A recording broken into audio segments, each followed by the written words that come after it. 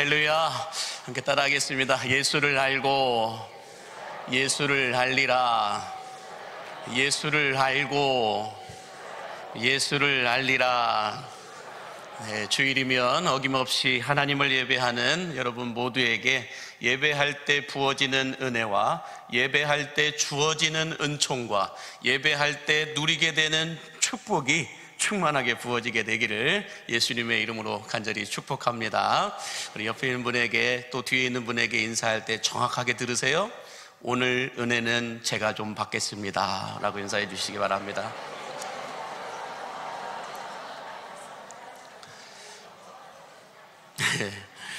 지금까지 우리는 예수님께 기도를 가르쳐 달라라고 요청한 제자들에게 예수님께서 너희는 이렇게 기도하라 라고 가르쳐 주신, 예수님이 직접 가르쳐 주신 주의 기도에 대해서 함께 말씀을 묵상해 보았는데요.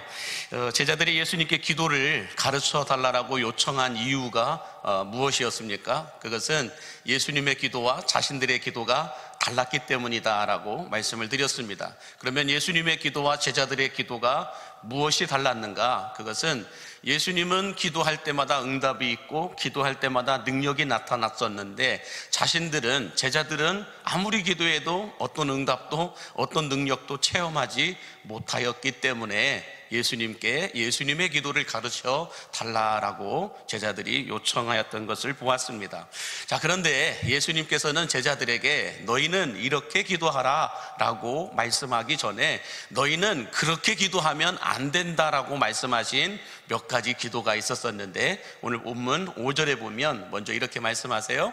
또 너희는 기도할 때에 외식하는 자와 같이 하지 말라라고 말씀하셨습니다. 성경에서 말하는 외식이라고 하는 것은 속과 겉이 다른 위선을 가리켜 말하고 있는데, 다시 말해서 외식하는 자의 기도를 하지 말라라고 말씀하신 이유는 한번 띄워주실까요? 이런 뜻이었어요. 입으로 하는 나의 기도와 내 마음속에 품고 있는 기도가 서로 다를 때에 외식하는 기도이다 라고 말씀을 드렸습니다. 다시 말해서 우리가 이렇게 하나님 앞에 나와 예배할 때 예배하는 이 목적이 나의 마음과 하나님의 마음이 서로 다를 때 위선적인 예배이다 라고 말하고요. 또 우리가 하나님 앞에 기도하는 것뿐만 아니라 헌신하고 봉사할 때도 헌신하고 봉사하는 목적이 나의 마음과 하나님의 마음이 서로 다를 때 이것은 외식하는 헌신이고 봉사이다 라고 말씀을 드렸습니다. 그래서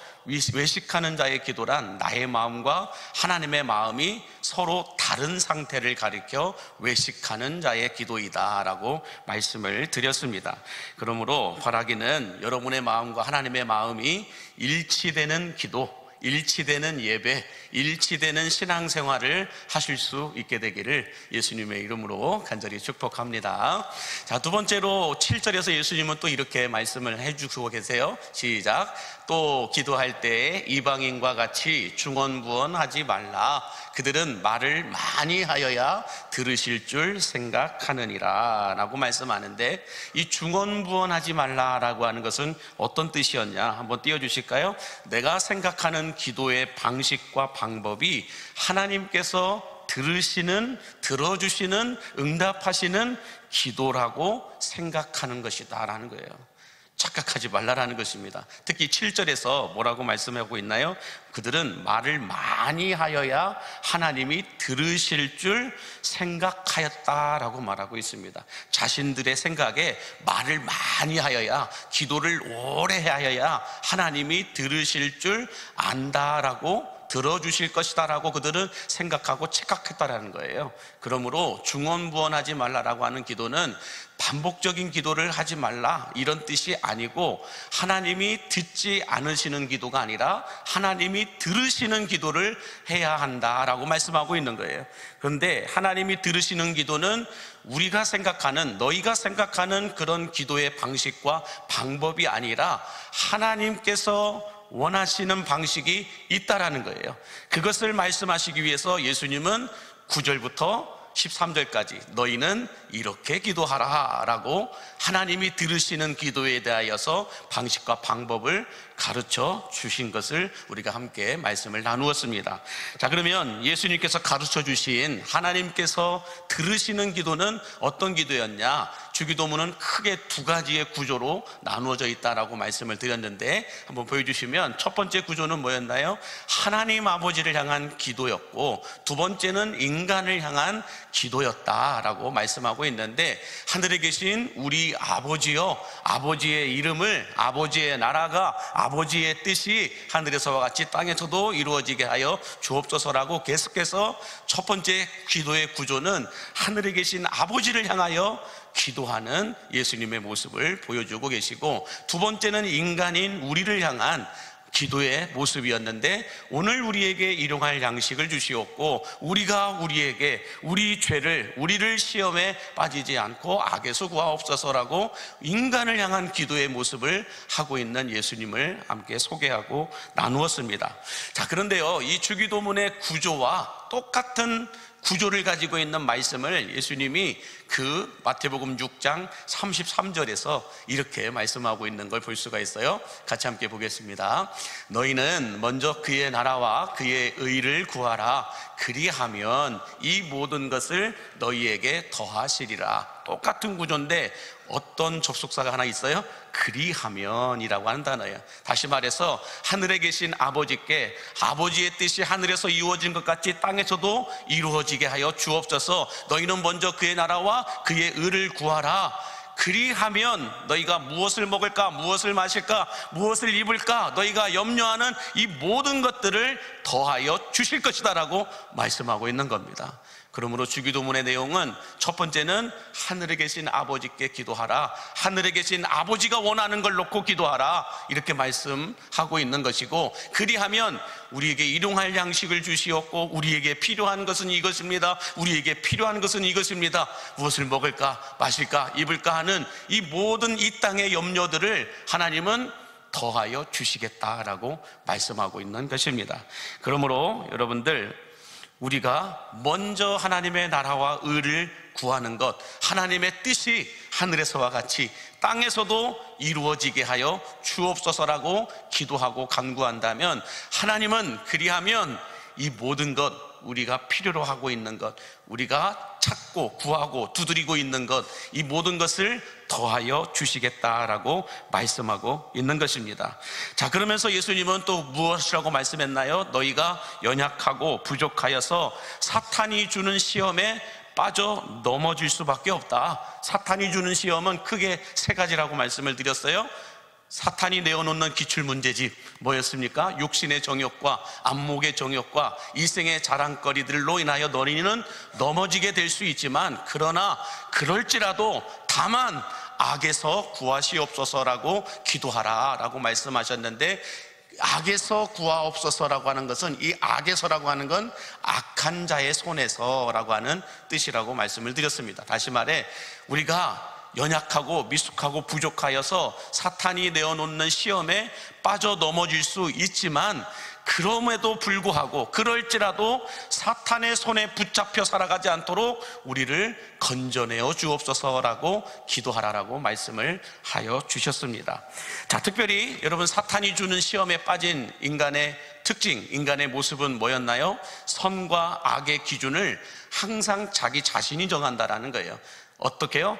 내가 불쾌하면 악이 되고 내가 유쾌하면 선이 되는 이런 모습으로 선과 악의 기준을 정하였다라고 말씀을 드렸습니다. 뿐만 아니라 우리가 죄와 싸워 이겨야 되는데, 죄와 싸우되 피 흘리기까지 싸워야 되는데, 이 사탄의 시험에 빠진 인간들은 내 죄와 피 흘려 싸우는 것이 아니라 남의 죄를 가지고 피 흘려 싸우는 모습을 보게 된다라고 말씀을 드렸습니다. 그러므로 여러분, 진리는 불편해도 진리요, 거짓은 유쾌해도 거짓이라고 말씀을 드렸듯이, 우리가 죄악과 싸우되 어떻게 싸워야 돼요? 피 흘리기까지 싸워야 되는데, 피 흘리기까지 싸우되 어떤 방법으로 싸워야 되냐? 악한 방법이 아니라 선한 방법으로 싸워 이겨야 한다라고 말씀을 드렸습니다. 우리가 죄악과 싸우되 이 악한 방법으로 싸우게 되면 그 그 죄와 싸워 이길 수는 있어도 우리의 모습은 더 악한 모습으로 바뀌어 있기 때문이다 라고 말씀을 드렸는데, 바라기는 여러분들 죄악과 싸우되 악한 방법이 아니라, 세상의 악한 방법이 아니라 하나님의 선한 방법으로 싸워 이기심으로 말미암아 여러분의 기도가 예수님의 기도가 될 수 있기를 예수님의 이름으로 간절히 축복합니다. 자, 이렇게까지 우리가 말씀을 묵상하면서 지난주에 주기도문의 기도 송영이라고 함께 말씀을 드렸는데, 우리가 연약해서 기도를 잘 할 줄 모른다고 말씀을 드렸어요. 목사인 저도 기도를 잘 할 줄 모른다라고 말씀을 드렸어요. 왜요? 연약하고 미숙하기 때문에, 부족하기 때문에 우리는 기도를 어버버할 때가 많다라고 말씀을 드렸습니다. 그러나 그럼에도 불구하고 있는 모습 그대로 그냥 막 하시라고 그랬어요. 정리는 하나님이 하십니다. 우리는 기도할 뿐이에요. 기도한다 할지라도 맨 마지막 부분에 이 문장을 넣으라고 말씀을 드렸어요. 그게 뭡니까? 그리 아니하실지라도 나의 원대로 마옵시고 아버지의 원대로 하옵소서라고 하는 이 문장을 맨 마지막 기도 끝부분에 집어넣을 때 우리의 기도가 예수님의 기도가 된다라고 말씀을 드렸습니다. 그러므로 여러분, 그리 아니하실지라도, 내가 원하고 바라고 구하고 찾고 두드리는 대로 되지 아니할지라도 나의 원대로 마옵시고 아버지의 원대로, 하나님의 시간에 하나님의 방법과 방식으로 나의 기도를 응답하여 주옵소서. 이것이 예수님의 기도요 최고의 기도 송영이다 라고 말씀을 드렸습니다. 자, 그러면 여기까지는 다 기억이 나세요 이제? 그런데 우리들의 기도가 예수님의 기도처럼 그리 아니하실지라도 나의 원대로 마옵시고 아버지의 원대로 되고자 원해서는, 이렇게 되기를 위해서는 예수님께서 가르쳐 주신 이 주기도문을 허투루 기도하지 말라라고 말씀합니다. 이 허투루 기도하지 말라라는 말이 무슨 뜻일까? 이것을 처음 얘기하신 분이 누구냐면 삼성경제연구소의 최윤규 박사님이라고 하는 장로님이세요. 이 장로님이 하늘에 계신 하지 말아라 라고 하는 책을 쓰셨는데, 한번 보여주실까요? 하늘에 계신 하지 말아라 라고 하는 이 책을 써요. 짧은 책이에요. 하루면 다 읽을 수 있는 책인데, 이 책의 내용 가운데 우루과이에 가면 저렇게 작은 성당 하나가 있다고 말합니다. 저 작은 성당에 들어가서 보면 주기도문에 대하여서 기도문이 적혀 있는데, 거기에 허투루 기도하지 말라라고 하는 기도문이 있다고 말합니다. 그 기도문을 저 책에다가 나열을 해 놓으셨는데, 내용을 제가 캡처해 왔어요. 함께 첫 번째를 보시면은, 자, 허투루 기도하지 말라라는 것 가운데서 하늘에 계신이라고 하지 마라. 왜? 세상 일에만 빠져 있다면, 세상 일에만 빠져 있다면 하늘에 계신 이 기도를 하지 말라라는 거예요. 두 번째, 나 혼자만, 너 혼자만 생각하며 살고 있다면 우리라고 기도하지 마라 라고 말하고 있습니다. 세 번째는 뭐라고 말하고 있나요? 하나님의 아들과 딸로 살고 있지 않다고 한다면 아버지라고 기도하지 마라 라고 말하고 있고, 자기 이름을 빛내기 위해서 안간힘을 쓰며 살아가고 있다고 한다면 아버지의 이름이 거룩하게 하시며라고 기도하지 말라라고 말하고 있습니다. 또 네 번째는 뭐라고 말하고 있나요? 물질 만능의 나라를 원하고 있다면 아버지의 나라가 오게 해달라고 기도하지 말라라는 거예요. 물질 만능의 나라가 되기를 원하고 있다면 아버지의 나라가 오게 해달라고 기도하지 말라라는 거예요. 또 다섯 번째는 그 다음 전에요. 내 뜻대로 되기를 놓고 기도하고 있다면 아버지의 뜻이 땅에서도 이루어지게 하여 주옵소서라고 기도하지 말라라는 거예요. 또 여섯 번째 뭐라고 얘기하고 있나요? 오늘 우리에게 일용할 양식을 주소서라고 하지 말라. 왜요? 죽을 때까지 먹을 수 있는 양식을 쌓아두려고 한다면, 이 땅에서 내 양식만을 위해서, 내 재산만을 위해서 쌓아두려고 한다면 오늘 우리에게 일용할 양식을 달라라고 기도하지 말라라고 말하고 있고, 다음 여덟 번째는 누구에겐가 아직도 앙심을 품고 있다면 우리 죄를 사하여 달라라고 기도하지 말라라는 거예요. 참 뜨끔뜨끔한 말씀들이죠. 또 다음 9번째를 보시면 죄 지을 기회를 찾아다닌다고 한다면, 이 말은 뭐냐면 반복적인 죄를 알면서도 짓고 있다고 한다면 우리를 시험에 빠지지 않게 하소서라고 기도하지 말라라고 말씀하고 있는 것이고, 다음 악을 보고도 아무런 양심의 소리를 듣지 않고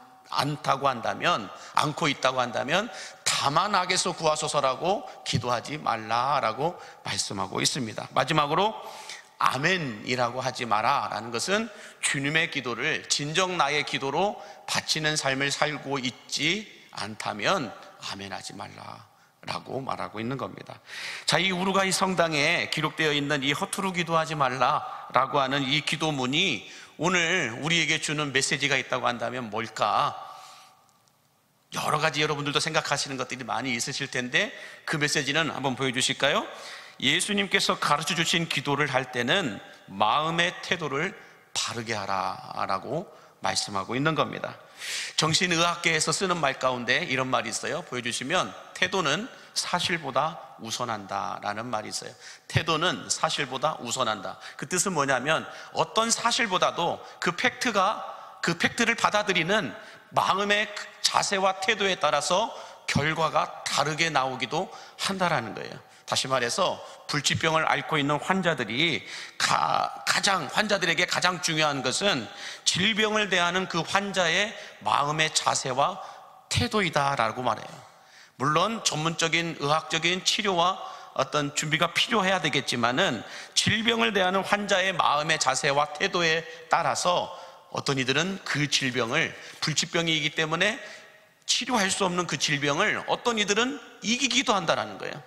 그 환자의 마음의 자세와 태도에 따라서 질병을 대하는 마음의 자세와 태도에 따라 그 질병을 이기기도 한다는 것입니다. 여러분, 우리들의 신앙생활도 이와 비슷하다라고 말해도 틀리지 않을 겁니다. 우리가 신앙생활을 할 때 우리 마음의 자세와 태도가 매우 중요합니다. 다시 말해서 성경적인 지식도 많이 알고 있고 사역의 기술도 능숙능란하게 할 수 있는 실력이 있고 신앙의 어떤 모습도 남들에게 보여줄 수 있을 만큼 괜찮은 명함들을 많이 가지고 있음에도 불구하고 신앙의 자세와 태도가 틀어져 있으면 중심을 보시는 하나님께서는 마음의 자세와 태도가 틀어져 있는 그들과 가까이 하기엔 하나님이 많이 불편하시다라는 거예요. 그럼 우리가 총을 잘 쏘는 사람을 스나이퍼라고 합니다. 명사수라고 하죠. 근데 이 명사수가 아무리 총을 잘 쏴도요, 들고 있는 총신이 굽어져 있으면 아무리 총을 잘 쏴도 어떻게 될까요? 빗나갈 수밖에 없다라는 거예요. 마찬가지로 능력도 있고 실력도 있지만 삶의 자세와 태도가 굽어져 있고 틀어져 있으면 결정적인 순간 때마다 어그러지고 틀어지고 넘어질 때가 많다라는 거예요. 여러분, 우리가 양궁 선수들을 보시면은 양궁 선수들이 활을 쏠 때 그 골드, 퍼펙트한 그 어떤 중앙의 화살을 쏘기 위해서 양궁 선수들이 활시를 당겨서 쏘는데 그 쏘기 직전에 1초도 아니라는 거예요. 0점 몇 초 동안의 그 마음의 상태에 따라서 중앙에 화살이 꽂히기도 하고 빗나가기도 한다라고 말합니다. 그런 것처럼 우리 마음의 자세와 태도에 따라서 우리 인생의 방향이 틀어지고 어그러질 때가 많다라는 거예요. 최근 여수 씨는 대한민국 국민들로부터 물매를 맞고 있습니다. 지금까지 사람들에게 있어 여수 씨의 이미지는 좋은 추억을 만들어가는 낭만의 도시였습니다. 그러나 최근 모 식당에서 일어난 불친절한 갑질과 또한 시의회 공무원들의 술자리 다툼으로 인하여서 여수시의 이미지는 낭만의 도시에서 시간 낭비, 재정 낭비, 추억 낭비하는, 시간을 낭비하는 도시요, 재정을 낭비하는 도시요, 우리들의 추억을 낭비하는 도시, 낭비 도시로 이미지가 낙인 찍혀버렸습니다. 낭만의 도시가 낭비의 도시로 낙인 찍혀버렸다는 거예요.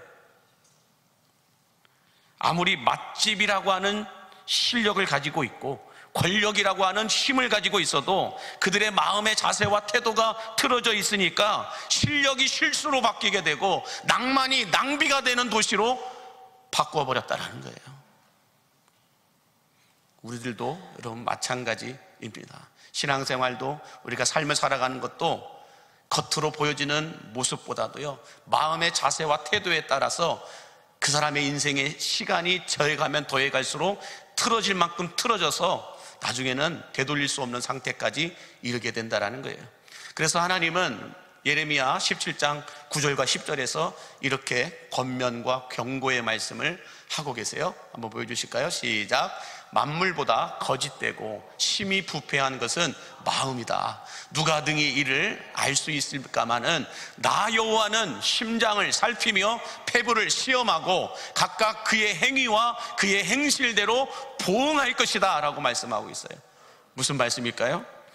하나님께서는 우리 마음의 자세와 태도에 따라서 악하면 악한 대로, 선하면 선한 대로 똑같이 보응할 것이다 라고 말씀하고 있는 거예요.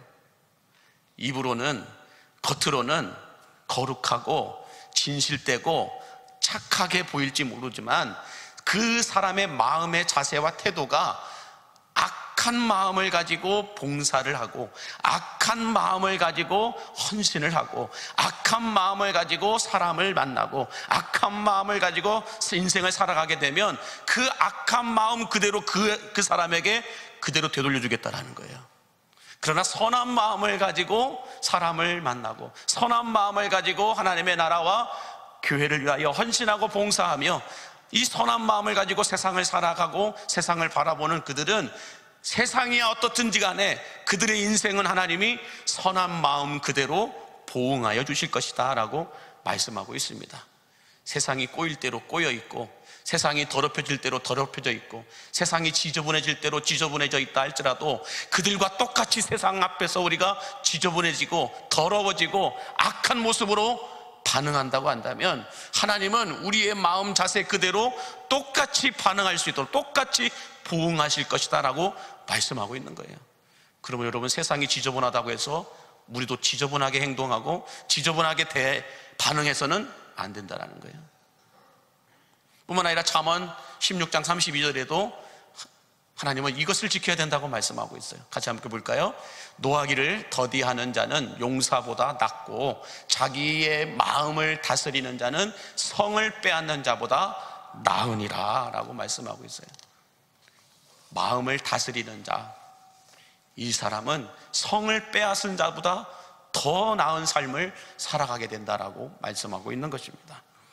이 시대 최고의 동기부여자라고 하는 지그 지글러라고 하는 작가가 있습니다. 아마 이 사람을 여러분 많이 보셨을 것이기도 하고, 이 사람의 책을 많이 보셨을기도 하고, 이 사람이 내어놓은 명언들을 아마 한두 개 정도는 다 알고 있을 텐데 외우기도 쉬워요. 지그 지글러, 빨리 하면 징그러 이렇게 될 수도 있는데, 지그 지글러라고 하는 이 작가가 쓴 책 가운데 정상에서 만납시다 라고 하는 책에서 이런 말을 남겨놨어요. 같이 함께 읽겠습니다. 시작.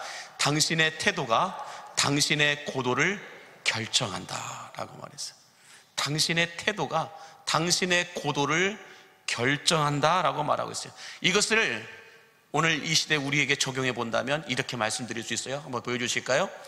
여수시 시민들의 태도가 여수시의 브랜드 고도를 결정하고, 성도들의 태도가 그 교회의 영적 고도를 결정하게 되고, 우리 삶의 태도가 우리 인생의 고도를 결정하게 된다는 것입니다. 여러분, 경비행기를 보셨을 거예요. 경비행기는 올라갈 수 있는 고도가 한정되어 있습니다. 높은 구름 그 이상으로 올라가기에는 경비행기가 위험해요. 기류에도 어떤 여러 가지 압력에도 경비행기는 견디지를 못합니다.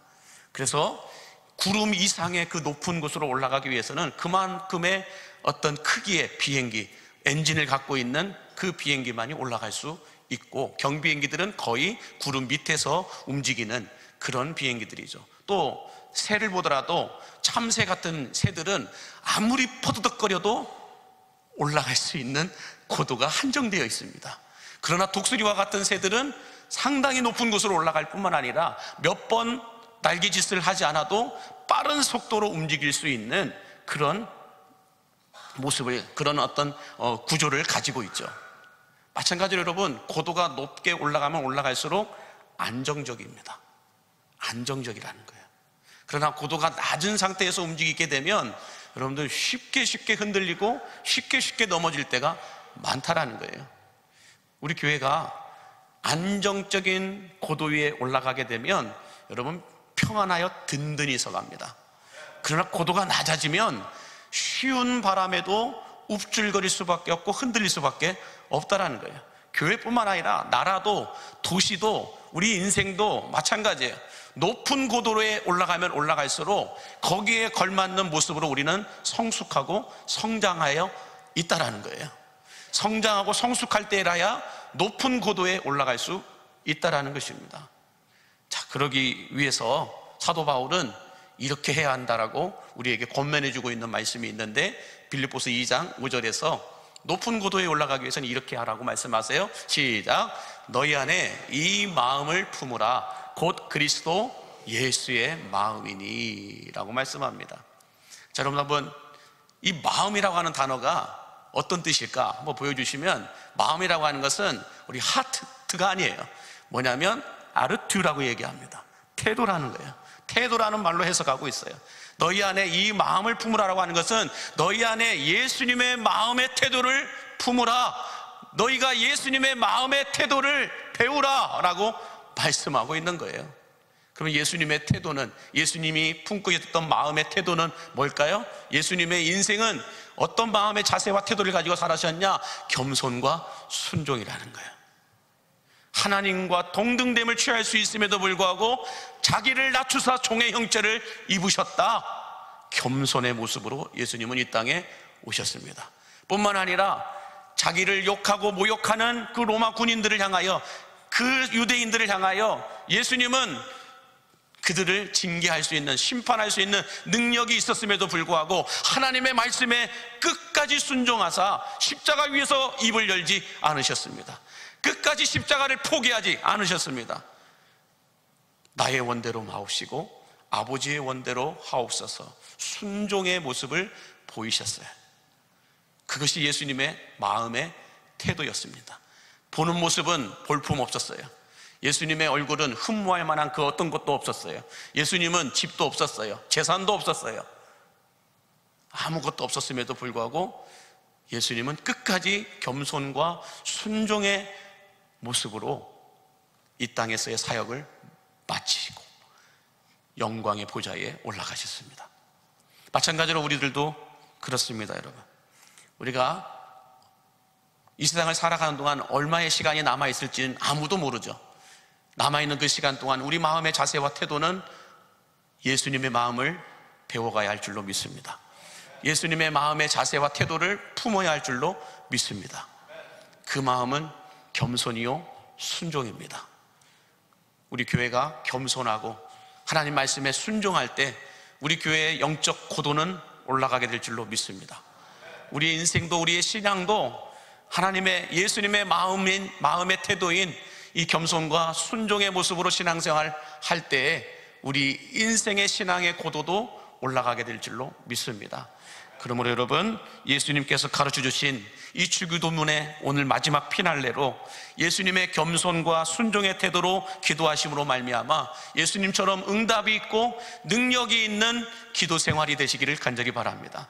뿐만 아니라 예수님의 겸손과 순종의 태도로 신앙생활 하심으로 말미암아 영적인 고도가 올라가고 인생의 고도가 안정적으로 높아져 갈 수 있는 여러분의 삶이 되시기를 예수님의 이름으로 간절히 축원합니다. 기도하겠습니다. 만복의 근원 되신 하나님, 예수님께서 가르쳐 주신 기도가 오늘 우리들의 기도가 되게 하여 주시어서 예수님처럼 응답이 있고 능력이 있는 기도가 되게 하여 주시고 예수님의 겸손과 순종의 태도로 기도함으로 말미암아 우리의 신앙의 영적인 고도가, 인생의 고도가 안정적으로 높아져가는 광림의 성도들 되게 하여 주옵소서. 예수님의 이름으로 축복하며 기도하옵나이다. 아멘.